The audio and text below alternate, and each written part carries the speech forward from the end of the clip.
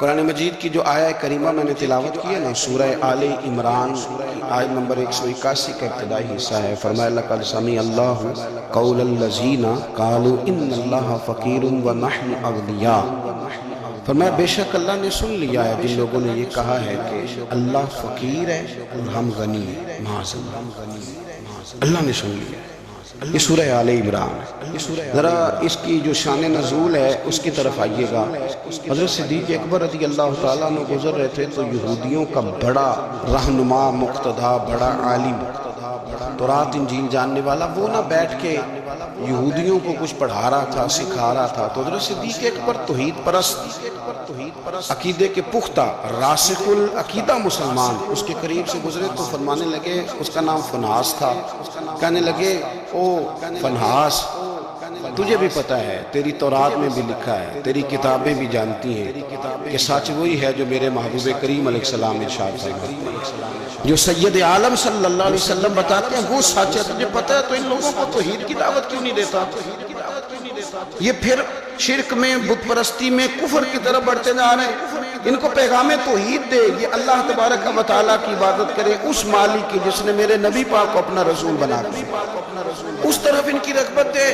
تو وہ فنحاس جو تھا اس نے بڑی کفریہ جملے معاذ اللہ بولے۔ وہ کہنے لگا کہ اس رب کی ہم عبادت کریں جو ہمیں کہتا ہے کہ قرض حسنہ دو، اللہ کو قرضہ دو وہ تمہیں ڈبل کر کے واپس کرے گا۔ صدقات اور زکوٰۃ کا معاذ اللہ اس نے مذاق اڑایا، کہنے لگا اللہ ہم سے کہتا ہے میری راہ میں خرچ کرو، معاذ اللہ استغفر اللہ۔ کہنے لگا اس کا معنی تو یہ ہوا نا کہ ہم غنی ہیں اور اللہ فقیر ہے۔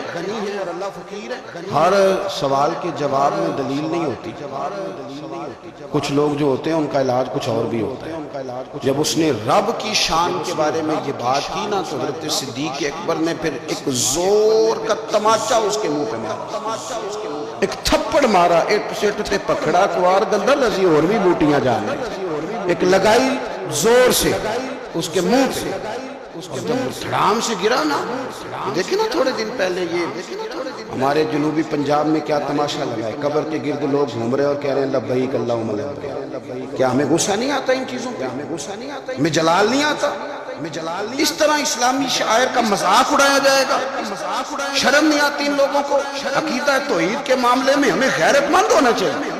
میرے رسول کریم صلی اللہ تعالیٰ علیہ وسلم نے ہر گلی ہر چوک میں یہ نعرہ لگایا کہ لا الہ الا اللہ۔ حضور نے پیغام توحید دیا، ہمیں شرم تک نہیں آتی، جو مرضی قوال بک جائے، جو مرضی وہ کفر کہہ جائے، کوئی پوچھنے والا نہیں، جو جس طرح کا مرضی کو شعر پڑھ کے گزر جائے، کوئی طبیعت نہیں، کوئی نہیں پوچھنے والا کہ آپ کہاں کھڑے ہیں، آپ نے کیا کہہ دیا۔ حضرت صدیق اکبر نے تھپڑ مارا، اب وہ چونکہ ان کا بڑا مقتدا تھا، پیشوا تھا، وہ حضور سید عالم صلی اللہ علیہ وسلم کی بارگاہ میں آئے اور وہ سارے لوگ آئے اور اس نے آکے کہا جی ابو بکر نے تھپڑ مارا ہے۔ تو نبی کریم صلی اللہ علیہ وسلم نے فرمایا بلائیے ابو بکر صدیق کو۔ حاضر بارگاہ ہوئے، آپ نے تھپڑ مارا ہے؟ حضور مارا ہے، بالکل مارا ہے۔ کیوں مارا ہے؟ یا رسول اللہ صلی اللہ علیہ وسلم اس نے یہ کہا تھا معاذ اللہ کہ اللہ فقیر ہے ہم غنی ہیں، میرے رب کریم کی شان کے بارے میں یہ کس نے جملے بولے تو میں نے مارا تھپڑ۔ حضور نے فرمایا تو نے کہا ہے؟ کہنے لگا نہیں میں نے تو کہا ہی نہیں، میں نے تو نہیں کہا۔ اس کے جتنے لوگ تھے ان سے کہا بھی تم موجود تھے، اس نے کہا ہے؟ وہ کہنے لگے جی نہیں نہیں اس نے تو کہا ہی نہیں۔ وہاں مسلمان تھا ہی کوئی نہیں جو جناب صدیق اکبر کی گواہی دے، جو صدیق کی صداقت کے لیے کھڑا ہو، تھا ہی کوئی نہیں۔ جب وہ سارے کہنے لگے جی نہیں کہا ہی نہیں، یہ معاذ اللہ غلط کہہ رہے ہیں، کہا ہی نہیں، جب وہ سارے مکر گئے تو رب کریم کے قرآن نے بولنا شروع کر دیا۔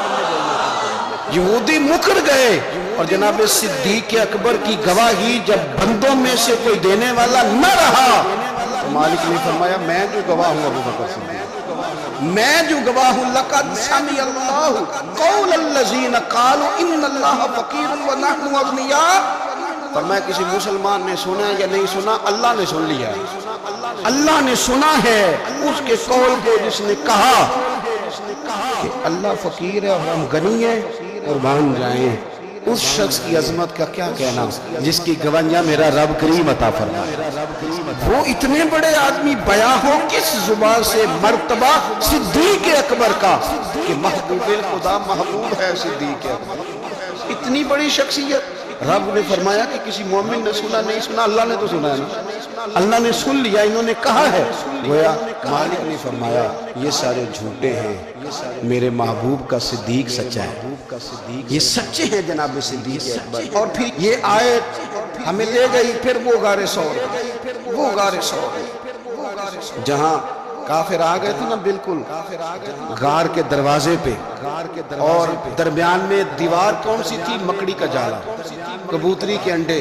جناب صدیق اکبر گھبرائے، اپنے لیے نہیں گھبرائے، مدینے والے محبوب کے لیے۔ یا رسول اللہ یہ تو آ گئے ہیں، اگر انہوں نے جھک کے پیروں کی جانب سے دیکھا تو تکلیف پہنچائے۔ حضور نے فرمایا لا تحزن، پڑھیے نا سورۃ توبہ، لا تحزن، تو غم نہ کر۔ حضور نہ غم کروں، فرمایا نہ کر، کوئی فوج نہیں، کوئی اندر اسلحہ نہیں، کوئی بارود نہیں، لیکن تو غم نہ کر، اس لیے نہ کر کہ ان اللہ معنا، اللہ ہمارے ساتھ ہے۔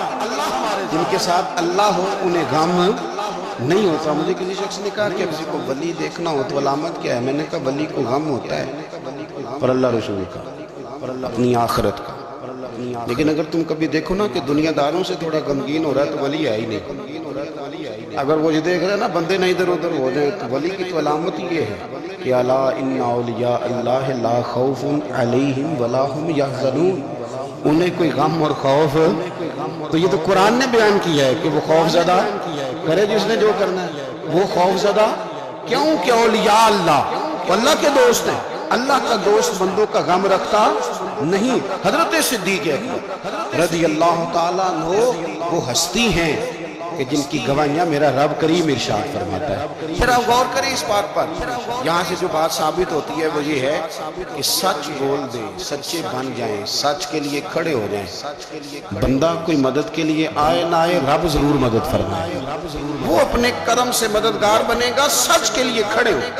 آپ نے زندگی میں یہ نہیں دیکھنا کہ آپ کے پیچھے لوگ کتنے چل رہے ہیں، دیکھنا یہ ہے کہ ہم جس رستے پہ ہیں وہ رستہ سچے لوگوں کا ہے، وہ انداز ٹھیک ہے، ہماری سوچوں نے جو زاویہ بنایا وہ سچ والا ہے، وہ اخلاص والا ہے۔